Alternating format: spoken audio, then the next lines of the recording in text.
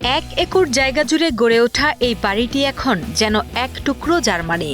বাড়ির দেয়াল, টিনের চাল, এমনকি গাছপালাও রাঙানো হয়েছে জার্মান পতাকার কালো, লাল ও হলুদ রঙে।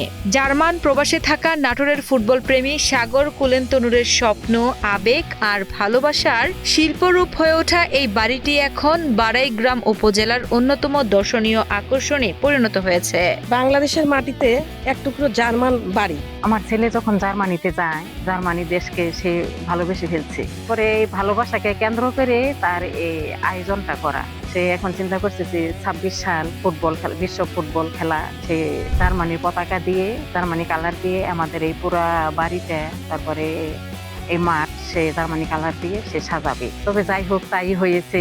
জার্মানির প্রতি ভালোবাসা থেকে পুরো বাড়িকে সাজানো হয়েছে দেশটির পতাকার রঙে, আর ফুটবল মাঠের আদলে সাজানো হয়েছে বাড়িটির একটি অংশ। সেখানে স্থান পেয়েছে জার্মান জাতীয় দলের খেলোয়াড়দের প্রতিকৃতি। আমাদের বিয়ের পর প্রথম বিশ্বকাপ এটি হতে যাচ্ছে। তো তখন আমার স্বামী বললো যে যেহেতু জার্মান বাড়ি, আমাদের একটি নাম আছে, আর বিয়ের পর এটি যেহেতু প্রথম বিশ্বকাপ, তাহলে চলো না আমরা একটু সাজাই। কিন্তু আমাদের এমনটি ছিল যে পতাকা দিয়ে তো সবাই সাজসজ্জা করেন, আমরা একটু ব্যতিক্রম ধর্মী কিছু করব। শুধু জার্মানির প্রতি ভালোবাসাই নয়, দেশপ্রেমও ফুটে উঠেছে এই আয়োজনের প্রতিটি অংশে। জার্মানির 40টি পতাকার পাশাপাশি রয়েছে বাংলাদেশের 10টি পতাকা। দূর দূরান্ত থেকে এত মানুষ আসছে আর আমাদের যেহেতু আমাদের নিজের গ্রামে এটা তো আমরা গর্বিত।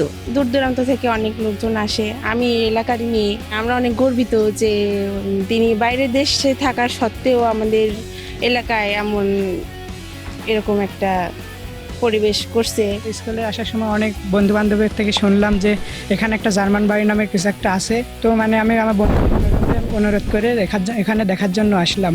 তো আসার পর আমার ভালোই লাগছে, মনে হচ্ছে একটা জার্মান পরিবেশে ঢুকে গেছি। যদিও আমি ব্রাজিল সাপোর্টার, তারপর আমার অনেক ভালো লাগছে।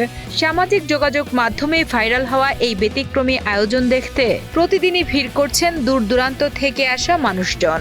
এখানকার পরিবেশ এসে যা দেখলাম সত্যি মনোমুগ্ধকর, যেন এক টুকরো জার্মানির প্রতিচ্ছবি এখানে। তো এখানে যে জার্মান বাড়িটা করা হয়েছে কি নেই, এখানে বিভিন্ন যে খেলোয়াড়গুলো এক একটা প্রতিচ্ছবি, জীবন্ত প্রতিচ্ছবির মতো দেখা যাচ্ছে।